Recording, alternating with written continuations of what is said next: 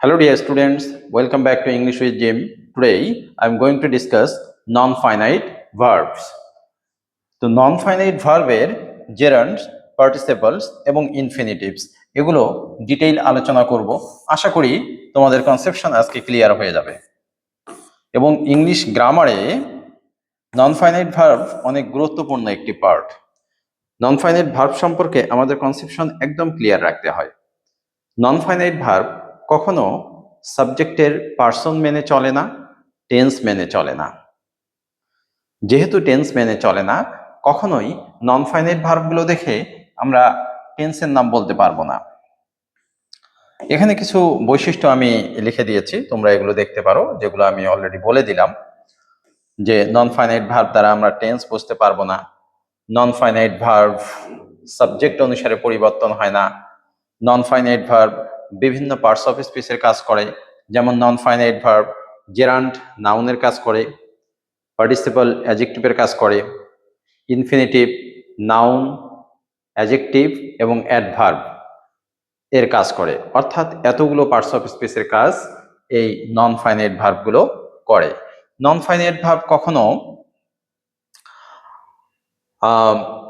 একা বসতে পারবে না, এটিকে অন্য সেন্টেন্সের সঙ্গে বা ক্লজের সঙ্গে থেকে তার অর্থটা পরিপূর্ণভাবে দিতে হবে। শুধুমাত্র নন ফাইনাইট ভার্ব কমপ্লিট কোনো মিনিং দিতে পারে না।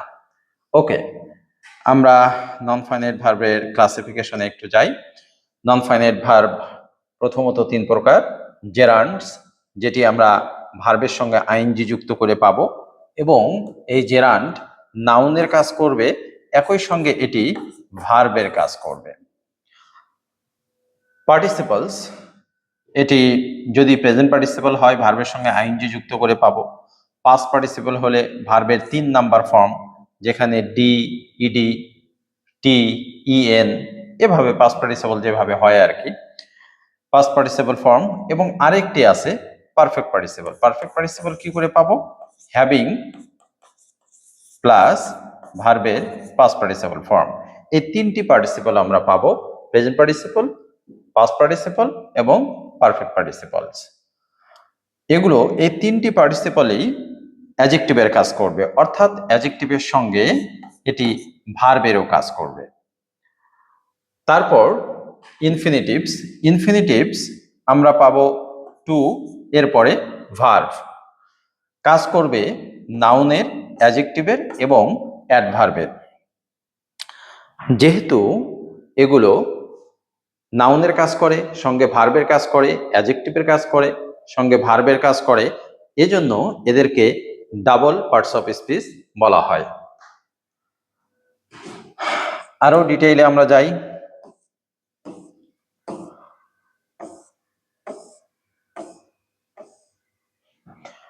আমরা দেখব জেরান্ডকে, যে জেরান্ড কিভাবে সেন্টেন্সে কাজ করে। জেরান্ড মোটামুটি 7 ভাবে কাজ করতে পারে, একটি সেন্টেন্সে বসতে পারে।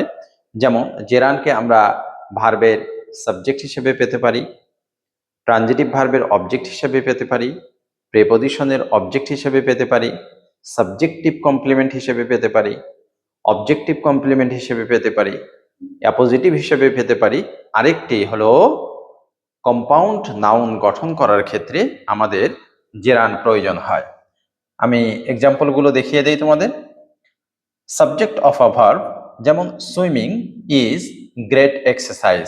এখানে সুইমিং হচ্ছে জেরান্ড।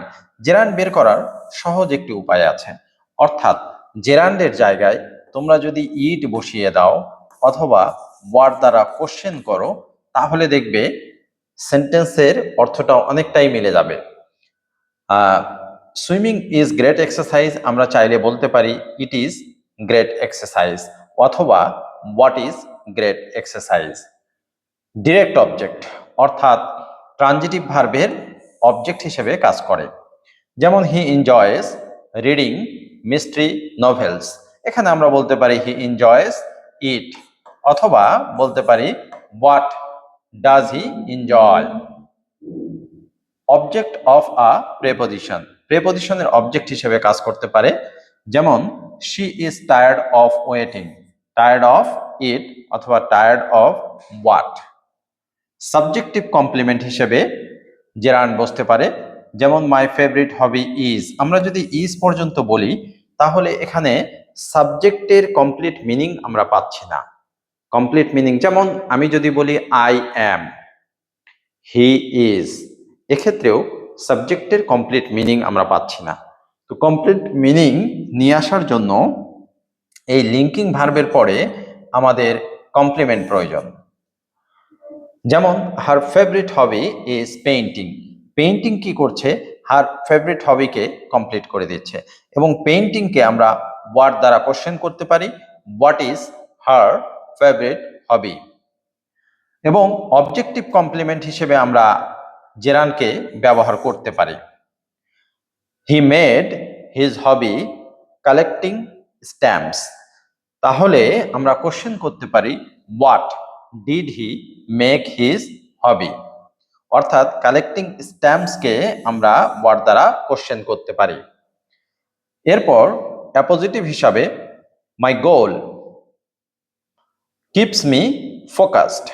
মাই গোল কিপস মি ফোকাসড, এভাবে যদি আমরা সেন্টেন্সটি পড়ি তাহলে কি হয় যে একটা কোশ্চেন আমার মনের মধ্যে থেকে যায় যে গোলটা কি, তার গোলের পরিচয় তো জানলাম না। এই গোলের পরিচয়টা দিচ্ছে সেভিং মানি। সেভিং মানি গোলের পরিচয় দিচ্ছে। এখানে সেভিং মানি অ্যাপোজিটিভ হিসেবে কাজ করছে। এই অ্যাপোজিটিভের সবচাইতে বেশি ব্যবহার তোমরা করো অ্যাপ্লিকেশন লেখার সময়। তোমরা লিখে থাকো we the students of your school. তাহলে the students of your school কি করছে? উই সম্পর্কে অতিরিক্ত তথ্য দিচ্ছে বা উইয়ের পরিচয় তুলে ধরছে। এই জন্য the students of your school হচ্ছে উইয়ের অ্যাপোজিশন। তো অ্যাপোজিশন কি? যে একগুচ্ছ শব্দ নাউন বা প্রোনাউনের আগে বা পরে বসে যদি ওই নাউন বা প্রোনাউন সম্পর্কে অতিরিক্ত তথ্য দেয় বা নাউন বা প্রোনাউনের পরিচয় তুলে ধরে, তাহলেই ওই একগুচ্ছ শব্দ বা একটি শব্দকেই আমরা যে অ্যাপোজিটিভ হিসেবে জেরান্ড বলবো। ওকে, অ্যাপোজিটিভ হিসেবে জেরান্ড বলবো যদি আইএনজি যুক্ত হয়। আইএনজি যুক্ত না হলে তো নর্মাল জেরান্ড হবে, অ্যাপোজিটিভ হবে। Okay, I think gerund is clear to you. আরেকটি তথ্য শেয়ার করি, সেটি হলো যে কম্পাউন্ড নাউন। কম্পাউন্ড নাউন গঠন করার ক্ষেত্রে আমাদের জেরান্ডের প্রয়োজন হয়, যেমন swimming pool, waiting room, reading room.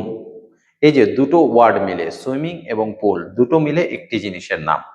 অর্থাৎ এখানে সুইমিং পুল এই কম্পাউন্ড নাউনকে গঠন করার জন্য আমরা জেরান্ডের হেল্প নিয়েছি। এই ওকে, এরপরে আমরা দেখব পার্টিসিপল। তিনটি পার্টিসিপল এখানে দেয়া আছে, যেমন প্রেজেন্ট পার্টিসিপল ভার্বের সঙ্গে আইএনজি যুক্ত করে আমরা পাই। প্রেজেন্ট পার্টিসিপলের আরেকটি নাম আছে, এটি অ্যাডমিশনের ক্ষেত্রে অনেক বেশি প্রয়োজন, তা হলো ভার্বাল অ্যাডজেক্টিভ। অলরেডি কোশ্চেন হয়েছে এটি যে what is the another name of present participle? Verbal adjective. অথবা প্রেজেন্ট পার্টিসিপল দিয়ে বলবে যে এটি কি, তখন প্রেজেন্ট পার্টিসিপল হয়তো অপশনে থাকবে না, ভার্বাল অ্যাডজেক্টিভ থাকবে। অথবা এটিও বলতে পারে নিচের কোন সেন্টেন্সে ভার্বাল অ্যাডজেক্টিভ ব্যবহার করা হয়েছে। অর্থাৎ যেটি বোঝাতে চাচ্ছি তোমাদের, যে কোনো গ্রামেটিক্যাল টার্মের যদি কয়েকটি নাম থাকে তাহলে অ্যাডমিশনের জন্য, বিশেষ করে যারা ইন্টারমিডিয়েটে পড়ো, তাদের অবশ্যই সেই সবগুলো নাম জানতে হবে, সবগুলোই জানতে হবে। কারণ তুমি হয়তো যে নাম জানো অ্যাডমিশনে আরেকটি নাম আসতে পারে। So it's your duty to know all the names of a grammatical term. So দেখি আমরা প্রেজেন্ট পার্টিসিপলস ভার্বের সঙ্গে আইএনজি যুক্ত করে পাবো, যেমন the running water was cold, the boy running quickly disappeared. এখানে প্রেজেন্ট পার্টিসিপল যদি আমরা এটিকে ধরি, আচ্ছা এর আগে আমি একটা এক্সাম্পল দিয়েছি যে সুইমিং পুল, যদি আমি দেখি যে নাউনের আগে আইএনজি যুক্ত ভার্ব আছে, তাহলে এই আইএনজি যুক্ত ভার্ব প্রেজেন্ট পার্টিসিপলও হতে পারে, জেরান্ডও হতে পারে। বের করার সহজ একটি টেকনিক বলে দেই, তোমরা অনেক বইয়ে এটি পাবে, তারপরে আমি বলে দেই যে নাউনকে আগে আনতে হবে, এনে ফর, তারপরে ওই আইএনজি যুক্ত ভার্ব লিখতে হবে। এভাবে যদি অর্থ দিতে পারে তাহলে সেটি হবে জেরান্ড। যেমন আ রিডিং রুম, রিডিং রুম। তাহলে এটি কি হচ্ছে? আ রুম, রুম ফর রিডিং। এখানে ফর দিয়ে অর্থ এসেছে। আরেকটি হলো যদি আমরা এমন করতে পারি নাউন তারপরে ইজ এরপরে ভার্বের সঙ্গে আইএনজি যুক্ত। এখানে এটি যদি ইউজ করি the running water, the running water,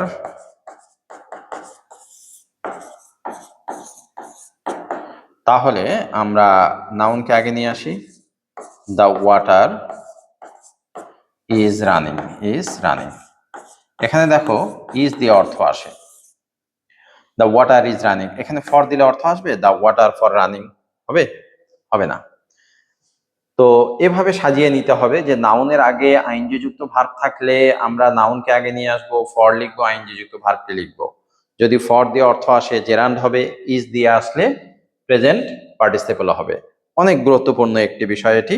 যেমন a swimming pool, a pool for swimming. আবার যদি বলি আমি আ সুইমিং বয়, তাহলে আ বয় ফর সুইমিং হচ্ছে না, আ বয় ইজ সুইমিং। একইভাবে আ স্লিপিং বেবি আমি বলতে পারি আ বেবি ইজ স্লিপিং। আর আ স্লিপিং বেড এক্ষেত্রে আমাকে বলতে হবে আ বেড ফর স্লিপিং। অর্থাৎ ফর দিয়ে যদি আমি মিনিং আনতে পারি তাহলে হবে জেরান্ড, আর ইজ দিয়ে মিনিং আনতে পারলে তাহলে হবে present participle. I think the conception is clear to you. Past participle, the broken window. এখানে ব্রোকেন ভার্বের পাস্ট পার্টিসিপল ফর্ম, এটি উইন্ডো নাউনকে মডিফাই করে হয়ে গেল নন ফাইনাইট হিসেবে past participle. Perfect participle, having থাকবে, ভার্বের পাস্ট পার্টিসিপল ফর্ম থাকবে। শুধু হ্যাভিং থাকলে হবে না, having finished his homework he went outside. এখানে হ্যাভিং পেয়েছি আমরা, তারপরে ভার্বের পাস্ট পার্টিসিপল। শুধু যদি হ্যাভিং পাও, তুমি হ্যাভিং পেয়েছো, পাস্ট পার্টিসিপল পাওনি, তাহলে এই হ্যাভিং জেরান্ড হতে পারে, প্রেজেন্ট পার্টিসিপলও হতে পারে। পারফেক্ট পার্টিসিপল তখনই হবে যখন হ্যাভিং এর পরে ভার্বের পাস্ট পার্টিসিপল ফর্ম থাকবে। So I think the conception is clear to you. যদি না হয়ে থাকে ভিডিও পজ করে চিন্তা করবে, প্রয়োজন বোধে আবারও টেনে টেনে দেখবে, অবশ্যই কনসেপশন ক্লিয়ার হবে। এবার আমরা কথা বলবো ইনফিনিটিভ নিয়ে, অনেক বেশি গুরুত্বপূর্ণ। ইনফিনিটিভ, নর্মালি ইনফিনিটিভ নাম শুনলেই তোমরা মনে করো টু, টু এর পরে ভার্ব থাকবে বা টু থাকবে, বা টু এর তো দুটো পরিচয় আছে। টু এর পরে ভার্ব থাকলে টু কি হবে? অ্যাডভার্ব। টু এর পরে নাউন বা প্রোনাউন থাকলে এ টু হবে প্রেপোজিশন। তো আমাদের ইনফিনিটিভ গঠন করার জন্য টু প্লাস ভার্ব লাগবে। শুধু টু প্লাস ভার্ব দিয়েই সবসময় হবে না, যেহেতু আমরা ইন্টারমিডিয়েটের সঙ্গে অ্যাডমিশনের পারপাস নিয়ে পড়ছি, এখানে আমাকে ডিটেইল জানতে হবে যে ইনফিনিটিভের ক্ষেত্রে আরো কি কি আছে। বেয়ার ইনফিনিটিভ বলে একটি কথা আছে, এর আবার অনেকগুলো নাম আছে। আমি নামগুলো বলে দিই, এর 5টি নাম আছে। Bare infinitive, zero infinitive, invisible infinitive, infinitive without to, আর একটা হচ্ছে, কয়টা আমি বললাম? Bare infinitive, zero infinitive, invisible infinitive, plain infinitive, infinitive without to. 5টা বলে ফেলেছি। অর্থাৎ বেয়ার ইনফিনিটিভের 5টি নাম, যে 5টি নাম আমি এখন বললাম, এই 5টি নাম। এই 5টি নামের মধ্যে যে কোনো নামে আসতে পারে। তোমরা অধিকাংশ ক্ষেত্রে বেয়ার ইনফিনিটিভ বা জিরো ইনফিনিটিভ এই নামগুলো বেশি জানো, বাদ বাকি যে 3টা আছে প্লেইন, ইনভিজিবল এবং ইনফিনিটিভ উইদাউট টু, এগুলো হয়তো কম জানো, বাট তোমাদের 5টিই জানতে হবে। তো বেয়ার ইনফিনিটিভ ক্ষেত্রে তোমাদের প্রয়োজন হবে জাস্ট একটি ওয়ার্ডের প্রয়োজন হবে, শুধুমাত্র ভার্ব। বেয়ার ইনফিনিটিভ ক্ষেত্রে ইনফিনিটিভ গঠন করার জন্য শুধুমাত্র ভার্বের বেস ফর্ম দরকার আমার। তো এখানে আরেকটি ইনফরমেশন শেয়ার করি তোমাদের সঙ্গে। The another name of base form is infinitive. যে বেস ফর্মের আরেকটি নাম হলো ইনফিনিটিভ। এটি অলরেডি কোশ্চেন হয়ে গেছে যে what is the another name of base form. In this case the answer will be infinitive. এবং টু কে কি বলা হয়? ইনফিনিটিভ মার্কার বলা হয়। লেট হচ্ছে বেয়ার ইনফিনিটিভ ভার্ব, অর্থাৎ ইংলিশ গ্রামারে কিছু কিছু ভার্ব পাবে যে ভার্বগুলো তাদের পরে টু কে বসতে দিবে না, বাট ভার্বের বেস ফর্ম নেবে। তো এখানে লেট হচ্ছে তেমনই একটি ভার্ব। লেট কি করেছে, তারপরে টু কে বসতে দেয়নি, বাট ভার্বকে নিয়েছে, গো নিয়েছে বেস ফর্মে। ইউ মাস্ট স্টাডি, স্টাডি এখানে বেস ফর্ম। মনে রাখতে হবে যে মডাল অক্সিলারি যেগুলো আছে, এই মডাল অক্সিলারি পরে যে ভার্বের বেস ফর্ম বসে এটি ইনফিনিটিভ। যদি বলা হয় সেন্টেন্সে ইনফিনিটিভ কোনটা, তাহলে বলতে হবে স্টাডি। যদি বলা হয় যে আই লেট হিম গো, এখানে ইনফিনিটিভ কোনটি, তাহলে বলতে হবে গো। শি হার্ড হিম সিং, এখানে ইনফিনিটিভ কোনটি, সিং। খুব কেয়ারফুলি এগুলো দেখতে হয়, কারণ অলরেডি বিসিএস এরকম একটা কোশ্চেন করেছে, সো বি কেয়ারফুল অ্যাবাউট ইট।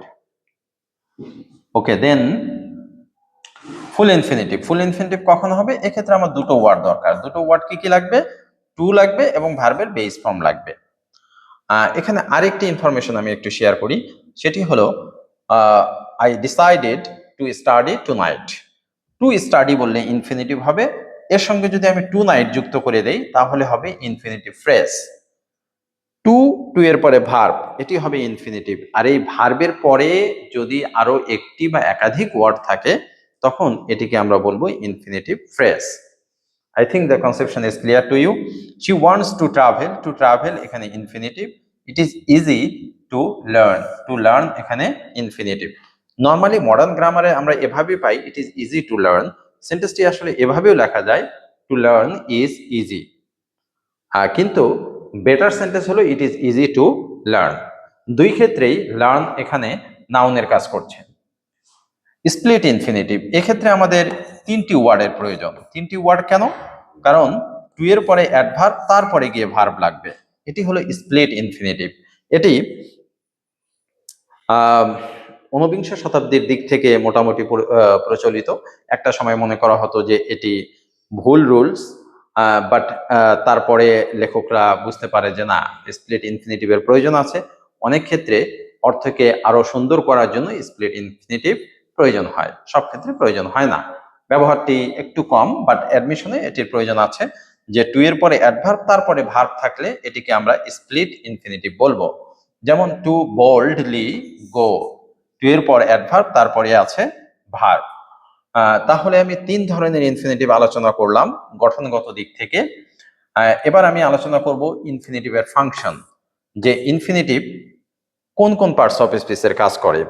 যদি আমরা ব্যবহারের দিক থেকে বলি তাহলে ইনফিনিটিভ টু টাইপসের আমরা ইনফিনিটিভ পাবো। একটি হলো সিম্পল ইনফিনিটিভ, যেটিকে নাউন ইনফিনিটিভও বলা হয় অথবা ভার্ব নাউন। আরেকটি আছে জেরান্ডিয়াল ইনফিনিটিভ অথবা কোয়ালিফাইং ইনফিনিটিভ। এক্ষেত্রে জেরান্ড আলাদা জিনিস। জেরান্ড আমরা ভার্বের সঙ্গে আইএনজি যুক্ত করে পাই, আর জেরান্ডিয়াল হচ্ছে ইনফিনিটিভের একটি ব্যবহার, যে ক্ষেত্রে ইনফিনিটিভ অ্যাডজেক্টিভ বা অ্যাডভার্বের কাজ করে।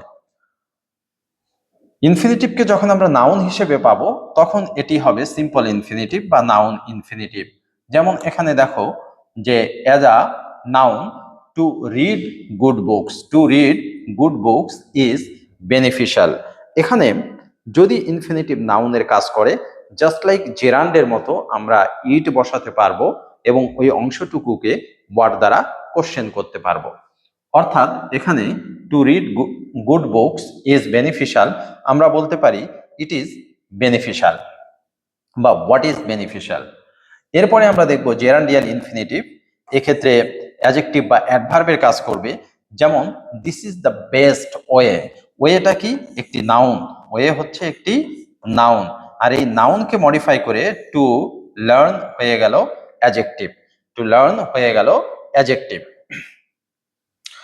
হি studied to pass the exam, এখানে দেখো তো হি স্টাডিড হোয়াট না ওয়াই, আমরা কোশ্চেন করতে পারছি ওয়াই দিয়ে, যে সে কেন পড়ে, সে কেন পড়ে, পরীক্ষায় পাস করতে পড়ে।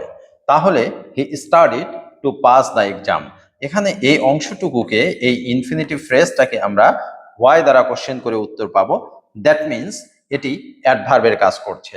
যদি আমরা ওয়ার্ড দ্বারা কোশ্চেন করে উত্তর পাই তাহলে এটি হবে নাউন, নাউনের কাজ করবে।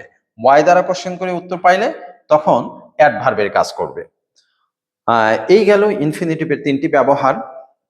এবং যে ক্ষেত্রে বললাম নাউনের কাজ করে, যখন কোনো গ্রামেটিক্যাল টার্মে এটি বলা হবে যে নাউনের কাজ করে, তার মানে আমাকে মনে রাখতে হবে এই গ্রামেটিক্যাল টার্মটি ব্যবহার করা হয় সাবজেক্ট হিসাবে, ট্রানজিটিভ ভার্বের অবজেক্ট হিসেবে, প্রেপোজিশনের অবজেক্ট হিসেবে, সাবজেক্টিভ কমপ্লিমেন্ট হিসেবে, অবজেক্টিভ কমপ্লিমেন্ট হিসেবে এই জায়গাগুলোতে ব্যবহার করা যেতে পারে, যেটি হচ্ছে নাউনের ব্যবহার। এখানে আরেকটি বিষয় আমরা দেখব, তা হলো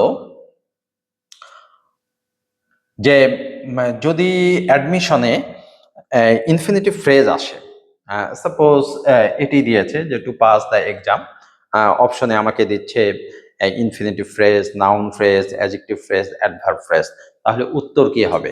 কারণ এটি ইনফিনিটিভ ফ্রেজ একই সঙ্গে অ্যাডভার্ব ফ্রেজ, তাহলে উত্তর কি দেব? উত্তর হবে তখন ইনফিনিটিভ ফ্রেজ। আর যদি অপশনে ইনফিনিটিভ ফ্রেজ না থাকে, তখন আমাকে দেখতে হবে যে এই ইনফিনিটিভ কিসের কাজ করছে, নাউনের কাজ করছে, অ্যাডজেক্টিভের করছে, নাকি অ্যাডভার্বের কাজ করছে, সেই অনুসারে আমার উত্তরগুলো হবে। Okay, I think you have got your conception. তারপরেও কোনো বিষয় নিয়ে তোমাদের কোশ্চেন থাকলে তোমরা কমেন্ট বক্সে করবে। আমি আর একটু বৈশিষ্ট্য তোমাদের সঙ্গে শেয়ার করি, তাহলে এই ক্লাসটি কমপ্লিট হয়ে যাবে। যদি আমরা দেখি যে এই নন ফাইনাইট ভার্বগুলো কিভাবে গঠিত হয়, তাহলে আমরা দেখব জেরান গঠিত হয় ভার্বের সঙ্গে আইএনজি যুক্ত করে, প্রেজেন্ট পার্টিসিপলও ভার্বের সঙ্গে আইএনজি যুক্ত করে গঠিত হয়। পাস্ট পার্টিসিপল ভার্বের পাস্ট পার্টিসিপল ফর্ম, এবং আরেকটি আছে পারফেক্ট পার্টিসিপল, যেটি তোমাদেরকে আমি বলেছি, সেটি হলো কি যে হ্যাভিং ভার্বের পাস্ট পার্টিসিপল ফর্ম। এরপর ইনফিনিটিভ যদি ফুল ইনফিনিটিভ হয়, টু এর পরে ভার্ব থাকবে, স্প্লিট ইনফিনিটিভ হলে টু এর পরে অ্যাডভার্ব, তারপরে গিয়ে ভার্ব থাকবে, এবং বেয়ার ইনফিনিটিভ হলে শুধু ভার্বের বেস ফর্ম থাকবে। ওকে, এবার আমরা দেখব যে এগুলো ফাংশন করে কোন পার্টস অফ স্পিচে।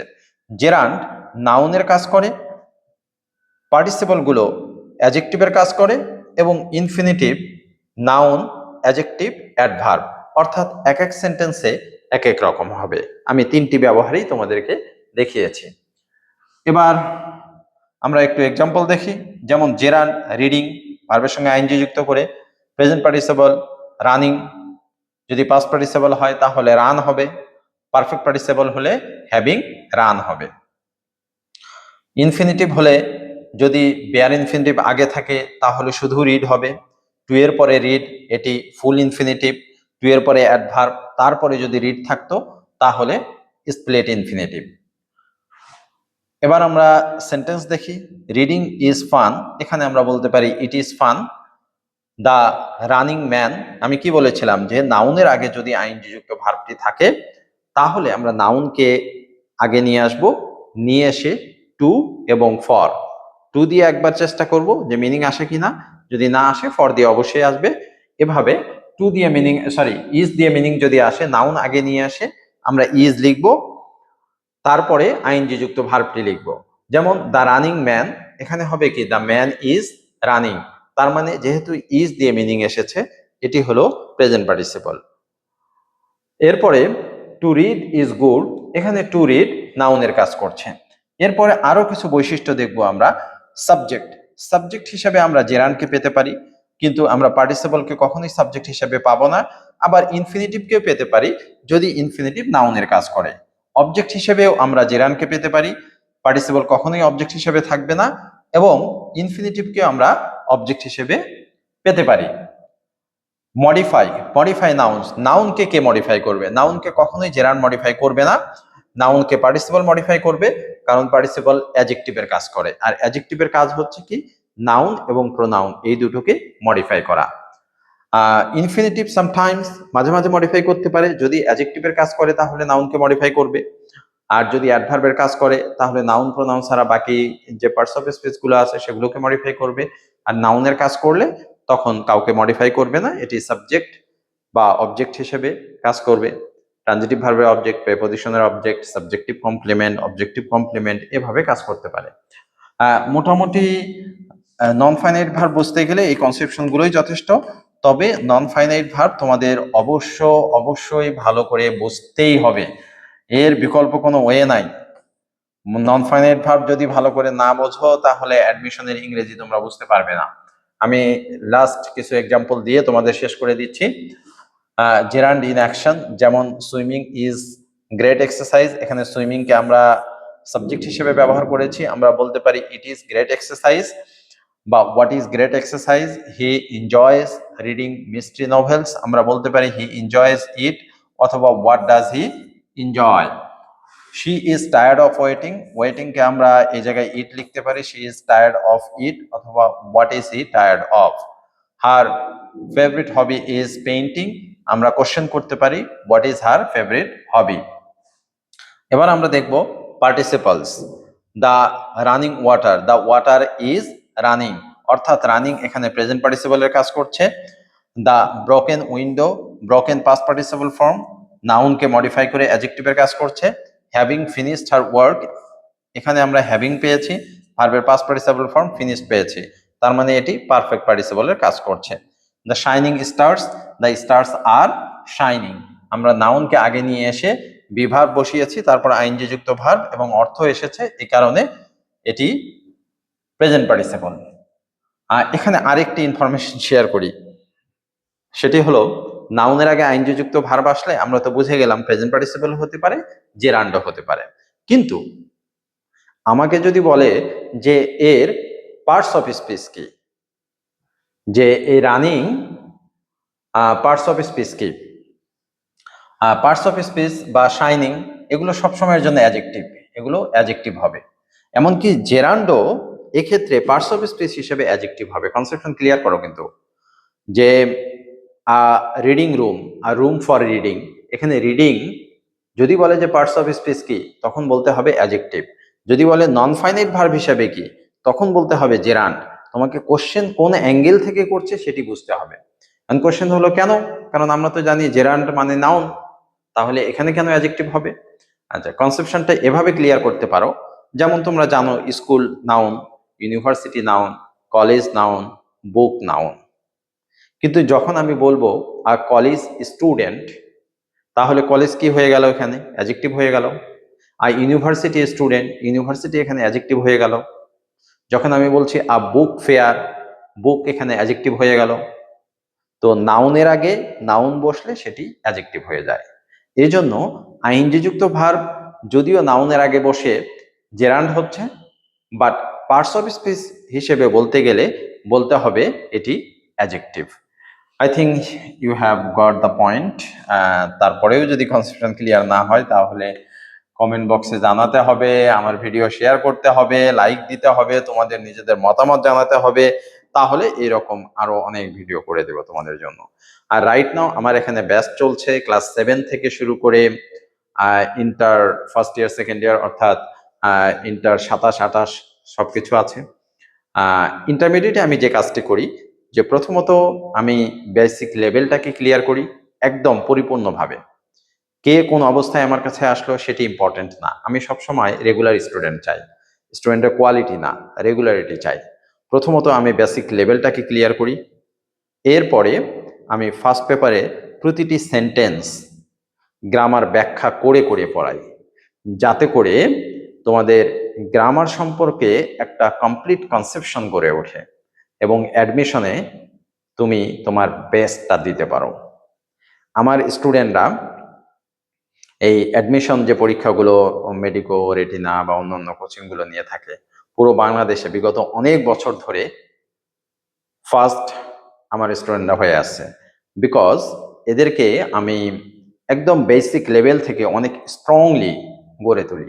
সো ইংরেজি না পারার মতো কোনো কারণ থাকে না আমার স্টুডেন্টদের মধ্যে।